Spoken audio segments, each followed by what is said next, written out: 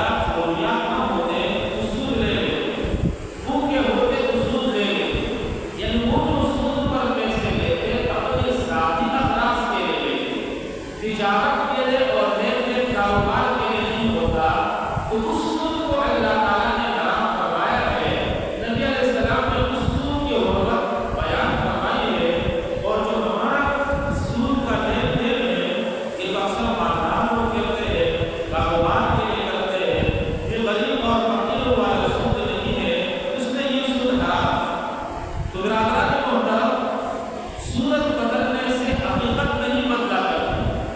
اگر کوئی یہ کہے نبی علیہ السلام نے اللہ رب العزت نے اپنے کلام کے اندر شراب کو حرام فرما دیا، اب اس وقت ہم کوڑل پیتے، آئس پیتے، فریش پیتے، دوسرے قسم کا انجیکشن لگاتے ہیں، نشہ کرتے ہیں، نبی علیہ السلام نے اس کی حرمت بیان نہ فرمائی، نہ آپ کے زمانے میں یہ چیزیں تھی، یہ کیسے حرام ہوگی؟ یہ جواب بیکار اور لایعنی پر مقبول ہوگا، کیونکہ شریعت ایک اصول، ایک حقیقت کو بیان کرتا ہے۔ اگر کہ ہر زمانے کے اندر سود کے بدلتے رہے لیکن شریعت کا اصول اور حقیقت نہیں بدلتا۔ مفتی صاحب نے کہاوت کی ہے، ہندوستان کا ایک گوریا مسلمان حج کے لیے چلا گیا، پھر کعبہ بیت اللہ مکہ سے وہ مدینے کی طرف روانہ ہوا، دن رات پیدل سفر کرتا رہا، تو ایک منزل پر اس کا ٹھہرنا ہوا، وہاں پر ایک عرب گوئی یعنی گانا گانے والا، جس کو پنچر کہتے ہیں، عرب گویا بھی ہندوستانی گویا کے ساتھ مل گیا۔ تو جب عرب گویا گانا گانے لگا اس منزل پر، تو اس کی آواز بہت زیادہ ہوئی، بدصورت آواز تھی اس کی۔ یہ ہندوستان کا گویا کہنے لگا، ہاں نبی علیہ السلام نے اس کی گانے کی آواز سنی ہے، اس بندو کی دیہاتی، اس لیے حرام فرمایا۔ اگر میرا حسین و جمیل و خوبصورت آواز سن لیتے تو گانے کو حرام نہ فرماتے۔ یہ میٹھا اور بیکار ہے اس طرح کی مثالیں بیان کرنا۔ شریعت نے ایک اصول بیان فرمایا کہ سود حرام ہے۔ اب سود کی صورتیں اور شکلیں قیامت تک بدلتے رہے، لیکن وہ حرام ہی ہوگا کسی شکل کے اندر ہو، لین دین کے اندر ہو، کاروبار کے اندر ہو، یا کسی بھی طریقے سے سود ہوگا تو وہ سود حرام ہوگا۔ اس لیے سود کے لین دین سے معاشرے کا امن تباہ ہو جاتا ہے، بگاڑ پیدا ہو جاتا ہے، خیر و بائی ختم ہو جاتی ہے، پھر لوگ ایک دوسرے کو قرض نہیں دیتے ہیں بلکہ سود پر کاروبار کرتے ہیں، اور ہمارے مسلمان جو سود کرتے ہیں اس کا نفع خیر مذہبوں کو پہنچتا ہے، لیکن ان کے عقلوں پر پٹی پڑی ہوئی ہے، اپنے دنیا کو بھی تباہ کر دیتے ہیں اور آخرت کو بھی تباہ کر دیتے ہیں۔ اس لیے قرآن پاک کے اندر اللہ رب العزت نے سودخور کے لیے 5 قسم کی وعیدیں اور سزائیں بیان فرمائی۔ اللہ کرے کہ ہم سنیں، سمجھیں اور اس پر عمل کریں۔ 5 قسم کی سزائیں بیان فرمائی۔ پہلی سزا اللہ رب العزت فرماتے ہیں، الذین یأکلون الربا، جو لوگ سود کرتے ہیں، سود کا مال، سود کا لین دین، تجارت کرتے ہیں، لا یقومون الا کما یقوم الذی یتخبطہ الشیطان من المس، سودخور جب قبروں سے اٹھیں گے، محشر کے میدان میں رب کے سامنے پیش ہونے کے لیے، تو یتخبطہ الشیطان من المس، سودخور قبر سے ایسے اٹھیں گے جیسے کہ وہ آدمی کھڑا ہوتا ہے اور اٹھتا ہے جس کو شیطان نے، جنات نے حواس باختہ بنا لیا ہو، شیطان اس کے ساتھ چمٹ گیا ہو۔ مطلب یہ ہے کہ جس آدمی کے جسم میں جنات داخل ہو جاتے ہیں، اس کا عقل، دماغ اور دل کام کرنا چھوڑ دیتا ہے، آنکھیں باہر کو نکل آتی ہے، پاگل اور دیوانہ لگتا ہے۔ تو رب تعالیٰ نے سمجھا دیا کہ جو سودخور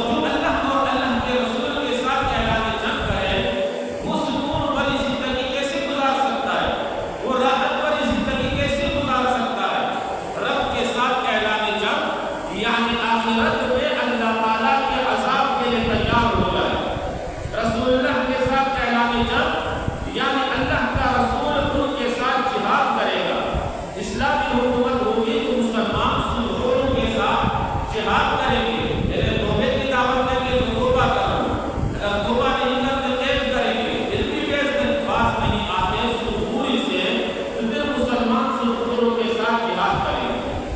موت کی سزا جو میرے رب نے اپنے کلام کے اندر بیان فرمائی، فرمایا ومن عاد ذلك فاولئک اصحاب النار هم فیہا خالدون، یعنی سلطانوں کے لیے موت کی سزا جو رب نے بیان فرمائی ہے وہ خلود فی النار ہے۔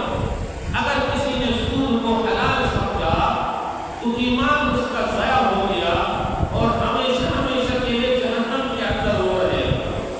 برادران محترم، امن جو آتا ہے، سکون جو آتا ہے، فراوانی جو آتی ہے اور برکتیں جو آتی ہے، اللہ کی خیر اور رحمتیں اور نعمتیں جو اترتی ہے وہ اللہ تعالیٰ کے احکامات پر عمل کرنے سے، اور جو اللہ کے ساتھ اعلان یم ہو، جس کا پورا قانون، حکومت کا پورا نظام اصول پر چل رہا ہو تو وہاں اللہ کی مدد کیسے آ سکتی ہے؟ وہاں تک اللہ رب العزت کی مدد اور نصرت نہیں آتی۔ سود کھانے والے، حرام کھانے والے پھر باغیرت نہیں ہوتے، بے غیرت ہوتے۔ ہم مسلمان کتنے گر گئے؟ آپ سودخوری کی لعنت کو دیکھیے کہ آج گائے کے پوجنے والے، کھڑے ہو کر گائے کی پیشاب پینے والے، بت پرستی کرنے والے، وہ مسلمانوں پر چڑھائی کرتے ہیں اور مسلمان کیا کہتے ہیں؟ ہم اپنا دفاع کریں گے۔ وہ اقدام کر رہے اور یہ کہہ رہے کہ ہم دفاع کریں گے۔ روزانہ بارڈر پر 2-3-4 مسلمان مرد اور خواتین کو مارا جاتا ہے، فائرنگ کر کے قتل کیا جاتا ہے، اور آپ بھی خبریں سنتے ہو ریڈیو کے اندر، کبھی ہمیں بھی سننے کا موقع مل جاتا ہے 3-4 دنوں میں ہندوؤں نے فائرنگ کر کے ہمارے 3 جوانوں کو شہید کیا، 4 عورتیں شہید ہو گئی، اور ہمارے جوانوں نے بھرپور کارروائی کرتے ہوئے ان کے بندوقوں کو خاموش کر دیا۔ تو لوگ ان کی باتوں پر ہنستے ہیں، انہوں نے تمہارے بندوق کو خاموش کر کے، مسلمانوں کو خاموش کر کے قبر کے اندر اتار دیا، تم ہوائی فائرنگ کر کے ان کے بندوقوں کو خاموش کر دیا۔ تو وجہ کیا ہے؟ وہ غیرت نہیں ہے، وہ رعب نہیں ہے مسلمان کا کہ غیرت پر پڑ جائے۔ ورنہ گائے کی پوجا کرنے والے یہ وہی لوگ ہیں کہ محمود غزنوی، احمد شاہ ابدالی ہندوستان پر بار بار حملہ کرتے ہیں، جن کے سونے کے بت اور جن کے املاک لے جاتے ہیں، جن کی عورتوں کو لے جاتے ہیں، لوڈیاں بناتے ہیں، اور یہ ان کا مقابلہ نہیں کر سکتے۔ افغانستان والوں کا نام سنتے تو یہ کانپنے لگتے تھے، مگر آج اس ہندو کے اندر ان کی غیرت آئی کہ وہ مسلمانوں کو دھمکیاں دے رہا ہے، اور یہاں یہ مشورے کر رہے ہیں کہ ہم اپنا دفاع کریں گے۔ اس وقت محمود غزنوی کے پاس ایٹم بم اور وسائل موجود نہیں تھے، اس کے دل کے اندر ایمان تھا کہ مسلمان کماتا نہیں، مسلمان نوکریاں نہیں کرتا، مسلمان فوڈ پالش نہیں کرتا، مسلمان جہاد کرتا ہے، یہ کمائیں گے، ہم جا کر ان کا مال لیں گے اور ہم وہی کھائیں گے۔ لیکن آپ کو ہمیں دھمکیاں دے رہے ہیں یہ سود کی لعنتی نظام کی وجہ سے، کیونکہ بندہ جب حرام اور سود کھاتا ہے اس کا رعب دشمن پر ختم ہو جاتا ہے، غیرت ختم ہو جاتی ہے۔ تو رب تعالیٰ نے اپنے کلام کے اندر سود پر 5 قسم کے وعیدیں نازل فرمائی ہیں۔ نبی علیہ الصلوۃ والسلام نے فرمایا لعن رسول اللہ صلی اللہ علیہ وسلم آکل الربا وموکلہ وشاہدیہ وکاتبہ۔ رسول اللہ صلی اللہ علیہ وسلم نے لعنت کھانے کھلانے والے، لعنت کھانے والے، سود کھانے والے، اور اسی طرح سے جو سودی معاملہ لکھ رہا ہے جیل کے اندر بیٹھے ہوئے اور جو اس کے لیے گواہ بن رہے ہیں، ان سب پر اللہ کے رسول نے لعنت کروائی۔ تو حرام کھانے سے اور سود استعمال کرنے سے مسلمان کبھی کامیاب نہیں ہو سکتا۔ پیغمبر خدا صلی اللہ علیہ وسلم نے ارشاد فرمایا جو روزانہ صبح کو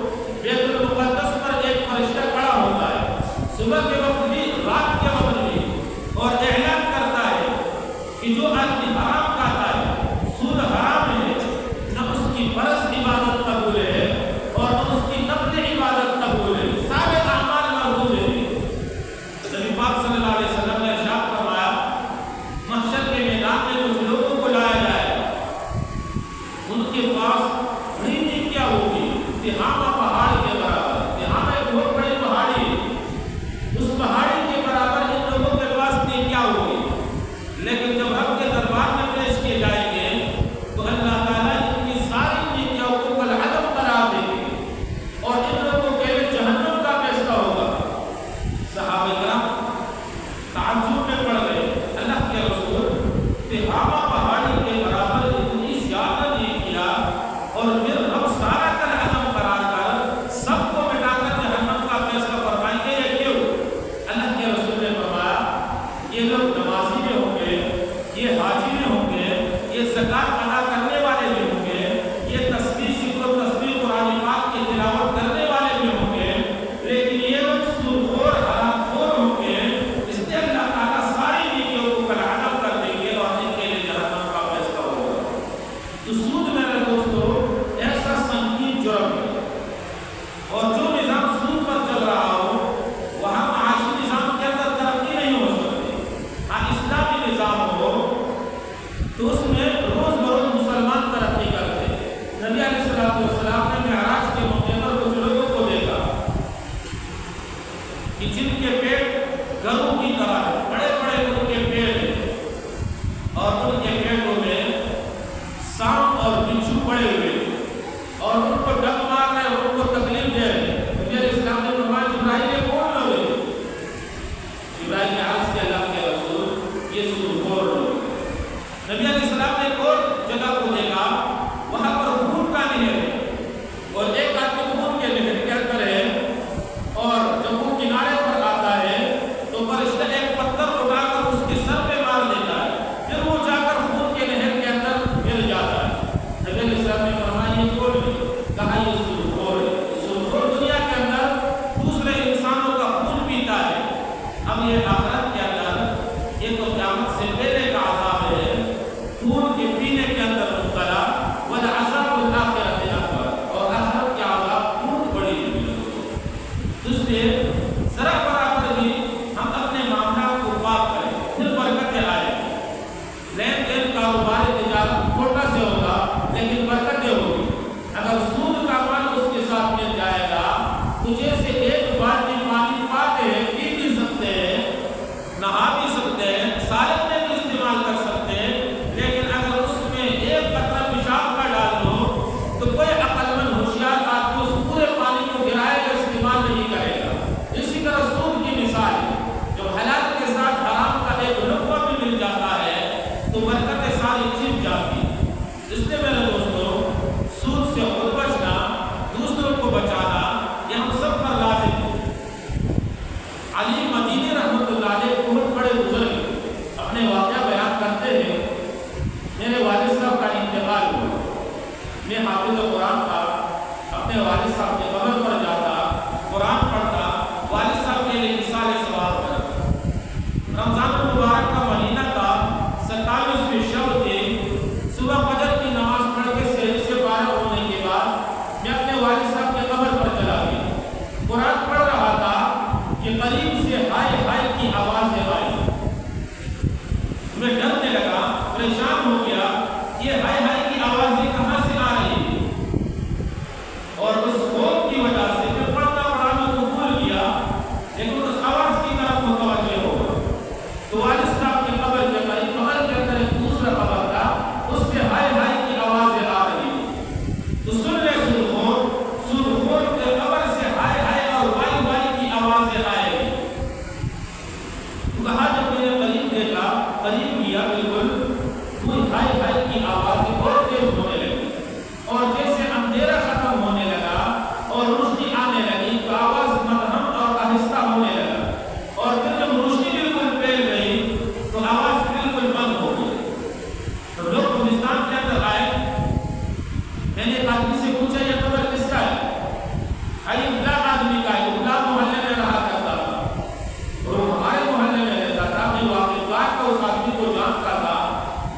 میں حیران ہوا، یہ آدمی صوم و صلاۃ کا پابند، سب کے اول کا پکا نمازی تھا، بڑا خوش اخلاق تھا، قرآن پاک کی تلاوت کرنے والا، تسبیح کرنے والا، ذکر و اذکار کرنے والا، تلاوت کرنے والا، اور